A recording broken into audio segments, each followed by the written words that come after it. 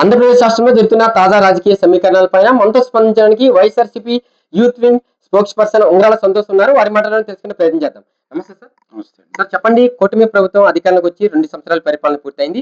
మరి ఎన్నికల్లో ఇచ్చినటువంటి హామీలు అమలు చేస్తారని మీరు భావిస్తారా? ఈ రోజు రాష్ట్రంలో కూటమి పరిపాలన ఎలా ఉందంటే ఏమంటారు? అంటే గడిచినటువంటి 2 ఏళ్ల కాలంలో ఏదైతే ప్రజలకి సూపర్ 6 అని చెప్పినటువంటి హామీలు తీర్చకపోగా, ఈ భారతదేశంలో అమలవుతున్నటువంటి భారత రాజ్యాంగాన్ని తూట్లు పొడుస్తూ రెడ్ బుక్ రాజ్యాంగాన్ని ఆంధ్రప్రదేశ్‌లో తన సుపుత్రుడు ఎవరైతే షాడో ముఖ్యమంత్రి కింద ఉన్నటువంటి లోకేష్ ద్వారా రెడ్ బుక్ రాజ్యాంగాన్ని రాష్ట్రంలో నడిపిస్తూ ఉన్నారు. ఎందుకని అంటున్నామంటే, గడిచినటువంటి 2 ఏళ్ల కాలంలో చూసినట్లయితే ఈ రాష్ట్రంలో ఏ ఒక్కరికి ఎటువంటి సంక్షేమ పథకాలు ఇవ్వకుండా, ఒక అభివృద్ధి ఫలాలు అందించకుండా, కేవలం తన సొంత సామాజిక వర్గం ఎవరైతే ఉన్నారో వాళ్ళ మెప్పు కోసం తీసుకెళ్ళి క్యాపిటల్ సిటీ అని చెప్పి, ప్రజా రాజధాని అని చెప్పి, ఒక వరద ప్రాంతం, ఒక చెరువులో కట్టడాలు కడుతూ కేవలం దానికోసమే 24/7 365 రోజులు మోటార్లేసి హై స్పీడ్ మోటార్లతో నీళ్లు తోడటం తప్ప ఈ రాష్ట్రంలో జరుగుతున్నటువంటి ఈ ఒక్క పని కూడా లేదు.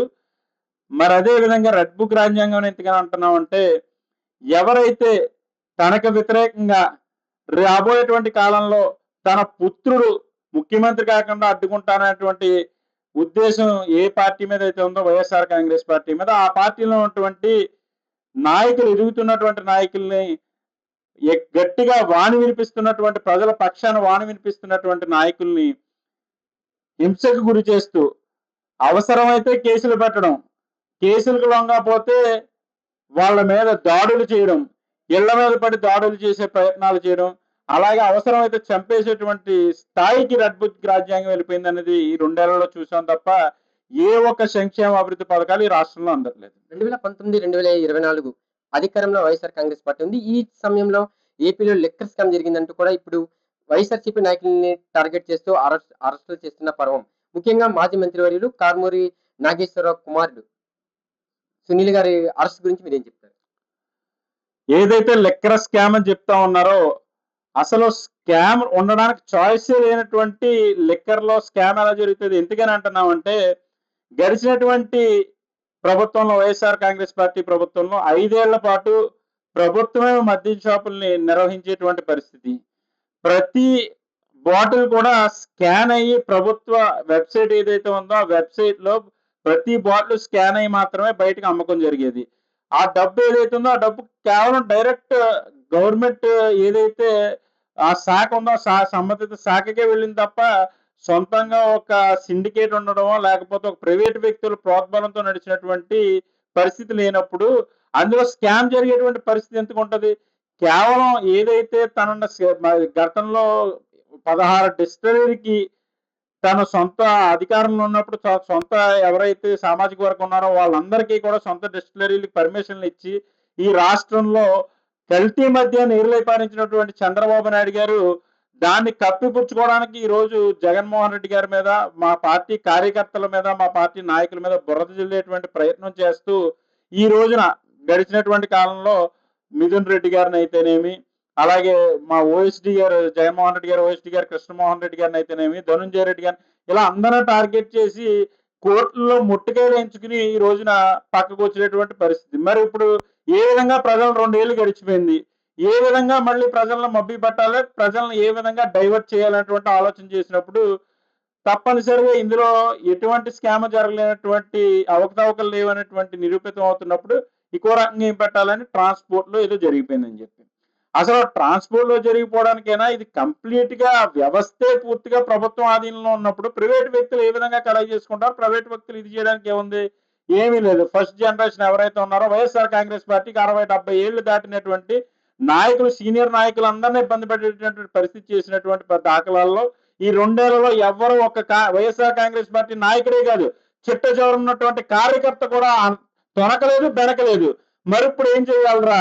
ఓకే, ఎవరైతే వాళ్ళ వారసులు ఉన్నారో కొద్దిగా అగ్రెసివ్‌గా రాష్ట్రంలో వైఎస్ఆర్ కాంగ్రెస్ పార్టీలో అగ్రెసివ్‌గా ఉన్నటువంటి 30, 40 ఏళ్ల మధ్యలో ఉన్నటువంటి సీనియర్ నాయకుల పిల్లలు 30, 40 ఏళ్ల మధ్యలో ఉన్నటువంటి నాయకులందరినీ టార్గెట్ చేస్తూ ఆ చెవిరెడ్డి భాస్కర్ రెడ్డి గారి అబ్బాయిని, తర్వాత మన కరుణాకర్ రెడ్డి గారి అబ్బాయిని, ఒకరి తర్వాత ఒకళ్ళు మిథున్ రెడ్డి గారు అయిపోయారు. ఇప్పుడు మళ్ళీ కారుమూరి సునీల్ గారు, నాగేశ్వరరావు గారి అబ్బాయి, మధ్యలో కిట్టుని కొన్నాళ్ళు అలా ఎవరో ఒకళ్ళని భయభ్రాంతులకు గురి చేసి నెక్స్ట్ జనరేషన్ కి తన కొడుక్కి రాష్ట్రంలో ఏ నాయకుడు అడ్డుండకూడదు అనేటువంటి ఉద్దేశంతో తన కొడుకు కోసం మహారాజు పట్టాభిషేకం చేయాలనేటువంటి ఉద్దేశంతో నాయకుల్ని తొక్కేటువంటి ప్రక్రియ తప్ప ఎటువంటి స్కామ్లు లేవు లిక్కర్లోని. లిక్కరే కాదు, గడిచినటువంటి 5 ఏళ్లలో ప్రతి సంక్షేమ పథకం డైరెక్ట్ ప్రజలకు ఇచ్చినటువంటి పరిస్థితి, ప్రతిదీ చాలా క్లిస్టల్ గా ఉన్నటువంటి పరిస్థితి. ఎన్ని కేసులు పెట్టుకున్నా, ఎంత భయపెట్టి మమ్మల్ని అనగదొక్కాలని చూసినా ఈ 2 ఏళ్లలో చూశారు ఆల్రెడీ. భయపడతాం అనుకున్నారు, భయపెట్టే స్థాయికి వచ్చాం. ఇంకో సంవత్సరంలో మీ అంతేటో చూసే పరిస్థితి వస్తుంది. తర్వాత 3 ఏళ్లలో అధికారం చేపట్టి ఈ రోజు ఎవరైతే ఇష్టం వచ్చినట్టు ప్రవర్తిస్తున్నారో వాళ్ళందరికీ కూడా తప్పనిసరిగా గిరి మాన్యాలు పట్టేటువంటి పరిస్థితి తీసుకొస్తాం. ఆంధ్రప్రదేశ్ రాష్ట్రంలో ప్రస్తుత రాష్ట్ర రాజకీయాలన్నీ కూడా పోలీస్ లాకప్ డెత్ జరిగినటువంటి ఇన్సిడెంట్ గురించి గాదే సాయి కృష్ణ అనే కృష్ణలంకకు చెందిన ఒక యువకుడిని పోలీసులు వ్యవహరించిన తీరు, జగన్మోహన్ రెడ్డి గారు కూడా నిన్న వెళ్ళి పరామర్శించిన సందర్భం ఏంటి సార్? జనసేన కార్యకర్త అయింది అంటే కూటమి ప్రభుత్వం అధికారంలో ఉన్న ఈ రోజు అదే పార్టీకి సంబంధించి ఇటువంటి సంఘటన ఏమంటారు? అయితే మనం గతంలో 14 ఏళ్ళు ముఖ్యమంత్రిగా చేసినప్పుడు 3 పర్యాయాలు చంద్రబాబు నాయుడు గారిని చూసాం. మరి ఆ 3 పర్యాయాల్లో ఈ రాష్ట్రం ఉన్నటువంటి కాపు నాయకులనైతేనేమి, కాపు యువతనైతేనేమి ఏ విధంగా ఇబ్బందులకు గురి చేసి వాళ్ళని అరగదొక్కేటువంటి కార్యక్రమాలు చేశాడో గతంలో చూసాం. మరి అదే ఇప్పుడు రిపీట్ చేస్తూ మరొకసారి ఈ 4వ టర్మ్ లో కూడా కాపులు అనేటువంటి వారిని ఎవరిని చూసి సహించలేని తత్వంలో ఈ రోజు చంద్రబాబు నాయుడు ప్రభుత్వం, కూటమి ప్రభుత్వం ఉంది. మరి ఈ రోజున కాపులందరూ నాకు సహకరించండి, కాపులు ఎందుకు సహకరించరో, కనీసం తెలుగు భావన అలాగే లేదు, ఆంధ్ర భావన అలాగే లేదు, కుల భావన అన్న తెచ్చుకోండి అని చెప్పినటువంటి పవన్ కళ్యాణ్ గారు ఈ రోజున ఈ రాష్ట్రం అటువంటి కాపుల్ని తన సొంత పార్టీ కార్యకర్తలను కూడా ఈ రోజు కనీసం ఆయన జాగ్రత్త పరచుకోలేకపోతున్నాడు అంటే, వాళ్ళకి అండగా నిలబడలేకపోతున్నాడు అంటే చాలా హాస్యాస్పదంగా ఉంది. ఎందుకనంటే ఏదైతే గాదే సాయికృష్ణ అనేటువంటి అబ్బాయి గురించి చెప్పుకుంటా ఉన్నాం ఈ రోజు, 23 ఏళ్ల కుర్రాడు ఏదో కేసులో పిలిచి వారి తల్లికి పోలీస్ స్టేషన్ లోనే నీ కొడుక్కి దండ రెడీ చేసుకొని చెప్పి బెదిరించినటువంటి సిఐ స్థాయి వ్యక్తి ఈ రోజున సస్పెండ్ చేసామని వీళ్ళు చెప్తా ఉన్నారు. ఒకటే అడుగుతా ఉన్నాం, నీ జనసేన పార్టీ కార్యకర్తలే నువ్వు కాపాడుకోలేకపోతే పవన్ కళ్యాణ్ గారు ఈ రాష్ట్రంలో ఉన్నటువంటి జనాల పరిస్థితి ఏంటి, మిగతా కాపుల పరిస్థితి ఏంటి? కాపులని ఎందుకు నొక్కుతున్నారని మీరు అడుగుతారు. ఎందుకని అంటున్నామంటే, మీరు పని కట్టుకుని కాపులందరూ ఏకం కండి, నాకు సపోర్ట్ చేయండి అని అడిగారు ఆ రోజు. మరి ఈ రోజు నీ పార్టీలో ఉన్నటువంటి కాపులకి నువ్వు సరిగ్గా వాళ్ళకి సెక్యూరిటీ ఇవ్వలేకపోతే ఈ రాష్ట్రంలో ఉన్నటువంటి మిగతా కాపు జనాభా పరిస్థితి ఏంటి అని అడుగుతున్నాం. మరి అదే విధంగా నిన్న ఏదైతే జగన్మోహన్ రెడ్డి గారు పార్టీలకు అతీతంగా ఎవరినైనా కానీ పోలీసులు తీసుకెళ్లి ఇలాగ చంపేసి దహనాలు చేసేటువంటి సంస్కృతి ఏ రోజు లేదు. అటువంటి పరిస్థితుల్లో రాజ్యాంగం అయినా చట్టం అయినా ఏం చెప్తుంది? నేరస్తుడైనా లేకపోతే క్రిమినల్ అయినా అతన్ని నిజంగా శిక్ష రావాల్సి వచ్చిన టైం వస్తే, నిజంగా అతను తప్పు చేసి ఉంటే దోషిగా తేలితే తప్పనిసరిగా శిక్ష అనుభవిస్తాడు. అంతే తప్ప మీరు తీసుకెళ్లి లాకప్ డెత్లు చేసేసి, ఇంకా పూర్వం లాకప్ డెత్లు అనే చూసి ఉన్నప్పుడు మొత్తానికి చంపేసి మనిషిని ఖననం కూడా చేసేసారంటే ఈ రాష్ట్రంలో ఉన్నటువంటి ప్రభుత్వం ఏ రకంగా నడుస్తుంది, పోలీస్ వ్యవస్థ ఏ రకంగా నడుస్తుందని మేము అడుగుతున్నాం. మరి అదే విధంగా ఇంకొకటి, ఏదైతే నిన్న సింగపూర్ నుంచి వచ్చిన తర్వాత చంద్రబాబు నాయుడు గారు సస్పెండ్ చేసేసారు సీఐని. అంటే దళితులకు మేము హోమ్ మినిస్టర్ ఇచ్చామని చెప్తా ఉన్నారు. అప్పుడే రాష్ట్రంలో 4 రోజుల నుంచి ఈ అబ్బాయి గురించి ఏమయ్యాడనేటువంటి ఆచూకీ తెలియకుండా నలుగుతున్నటువంటి పరిస్థితి. మరి వారం రోజుల నుంచి దీని ఇష్యూ బాగా హైలైట్ అయ్యి రాష్ట్రం అంతా ఏమైపోయిందా కుర్రాడికని ఆలోచిస్తున్నటువంటి పరిస్థితిలో ఒక హోమ్ మినిస్టర్ స్థాయి వ్యక్తి కనీసం ఎటువంటి యాక్షన్ తీసుకోకుండా ఆవిడికి ఏదైతే హోమ్ మినిస్టర్ ఇచ్చారో కనీసం ఆవిడికి దాని మీద కనీసం విజ్ఞత కూడా లేకుండా, అసలు ఒక కుర్రాడు మిస్ అయ్యాడంటే ఎటువంటి చీమ పుట్టినట్టు లేకుండా ఈ రోజు ఎక్కడి నుంచో సింగపూర్ నుంచి వచ్చాడంట, పవన్ కళ్యాణ్ గారు వెళ్ళి మాట్లాడారంట, తూతూ మంత్రంగా సీఎని సస్పెండ్ చేశారంట. మరి ఈ రాష్ట్రానికి హోంమంత్రి ఎందుకు? ఆవిడ ఏం చేస్తుంది? ఇదే విషయంలో మేకప్ వేసుకుని బయటకు వస్తుంది, మేకప్ వేసుకోవడానికి తప్ప దేనికైనా ఏదైనా పని చేస్తుందా ఈవిడ అని అమర్నాథ్ గారు అన్నారంట. అది తప్పు వచ్చేసిందంట. మేకప్ అంటే ఏమన్నా ఆడవాళ్ళందరూ అనేసినట్ట. మరి ఈ రోజు మీరు వారం రోజుల నుంచి చేసింది ఏంటి?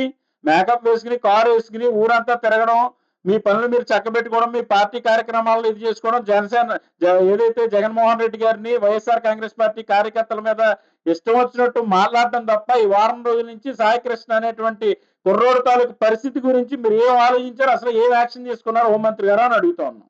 సార్ ఫైనల్ గా చెప్పండి, నారా లోకేష్ గారు వైఎస్ఆర్ కాంగ్రెస్ పార్టీని ఉద్దేశించి గొడ్డలి పార్టీ ఇంకా రాబోయే రోజుల్లో కనీసం ఉన్న స్థానాలు కూడా గెలుచుకోలేదంటూ కూడా సవాల్ చేస్తున్నారు నారా లోకేష్. వచ్చే 15-20 సంవత్సరాలు కూడా మేము కూటమిగా అధికారంలో ఉంటామంటున్నారు. పవన్ కళ్యాణ్ కూడా మాలో భాగస్వామ్యం అంటున్నారు. మరి ఏంటి సార్ ఈ వచ్చే ఎన్నికకి సంబంధించి ఎలా ఉండబోతుంది? జగన్మోహన్ రెడ్డి గారి వ్యూహాలు ఎలా ఉండబోతున్నాయి? ఈ ప్రస్తుతం ఈ కూటమి పరిపాలన వస్తున్న వ్యతిరేకత ఎలా మీరు క్యాష్ చేసుకోబోతున్నారంటే ఏమంటారు? అంటే లోకేష్ గారు అనేటువంటి వ్యక్తి ఈ కేవలం చంద్రబాబు నాయుడు గారు తనయుడిగా మాత్రమే ఈ రాష్ట్రంలో రాజకీయాలు చేస్తున్నాడు. తనకి ప్రజల పట్ల, ప్రజా జీవితం పట్ల లేకపోతే ప్రజలు ఇచ్చేటువంటి మ్యాండేట్ మీద ఎటువంటి గౌరవం లేదు. అలాంటప్పుడు ఈ రోజు ఏదో మేము 90,000, 80,000 మెజార్టీలు వచ్చేసినటువంటి అహంకారంతో మేమే 15 ఏళ్ళు ఉంటాం, 30 ఏళ్ళు ఉంటాం అనేటువంటి మాటలు మాట్లాడుతూ ఇంక ఈ పార్టీ అసలు తేరుకోదని చెప్పేటువంటి పరిస్థితిలో భయపెట్టేసాం, మేము ఏదో చేసాం అన్నటువంటి ఆలోచనలో ఉన్నారు. ఒకటికి ఆలోచించాలి. 2 ఏళ్ల క్రితం వైఎస్ఆర్ కాంగ్రెస్ పార్టీ ఓడిపోయినాడు ఎలా ఉంది? ఈ రోజు 2 ఏళ్ల తర్వాత ఏ విధంగా ఉంది? ఆ రోజుకి గాని, ఈ రోజుకి గాని ఏ ఒక్క నాయకుడైనా తగ్గాడా? ఒక కార్యకర్త ఎక్కడైనా తగ్గాడా? ప్రతి దానికి వెన్ను చూపకుండా ధైర్యంగా మేము ముందుకు పోతా ఉన్నాం. ధైర్యంగా దేని విషయంలోనైనా పోరాడుతానే ఉన్నాం. ఎందుకని జనాలు మళ్ళీ వీళ్ళని గద్దెనెక్కిస్తారో ఒకటే అడుగుతున్నాం. పవన్ కళ్యాణ్ గారిని చూసి ఏదో కాపులందరూ వెంటపడబట్టి, లేకపోతే బీజేపీ పార్టీ ఏదో చేస్తారన్నటువంటి ఆలోచనలో జనాలు ఓట్లేసి ఉండొచ్చు. రెండో ఒక కారణం ఏంటంటే ఏదో మ్యానిపులేషన్ జరిగింది అనేటువంటిది ప్రపంచం అంతా తెలిసినటువంటి విషయం. ఎస్టీన్ ఫైల్స్ లాంటి ఫైల్స్ లో కూడా ఈ భాగవతం గురించి రాశారనేటువంటి నానుడు ఉంది. మరి రాబోయేటువంటి కాలంలో ఓ పక్కనేమో డిఎస్సి కుంభకోణాలు, మరొక పక్కనేమో ఎవరికి ఎటువంటి సంక్షేమ పథకాలు అందించరు. కేవలం అమరావతిలో తన సామాజిక వర్గం కోసమే ప్రభుత్వం నడుస్తుందనేటువంటి విధానంలో మిగతా 24 జిల్లాలని పూర్తిగా గాలికి వదిలేసినటువంటి జరుగుతున్న పరిపాలనలో ఈ 2 ఏళ్లలో ప్రజలకు ఆల్రెడీ అర్థమైపోయింది ఏం జరుగుతుందో రాబోయేటువంటి కాలంలో. తప్పనిసరిగా 3 ఏళ్ల తర్వాత లోకేష్‌కి వైఎస్ఆర్ కాంగ్రెస్ పార్టీ అంటే ఏంటో, జగన్మోహన్ రెడ్డి అంటే ఏంటో, ఈ ఆంధ్రప్రదేశ్ రాష్ట్ర ప్రజలు ఏం కోరుకుంటారనేటువంటిది తప్పనిసరిగా తెలియజేస్తారు. ప్రతిసారి మోసపోవడానికి ప్రజలు సిద్ధంగా ఉంటారని గుర్తెరగమని లోకేష్ గారికి హెచ్చరిస్తా ఉన్నాం.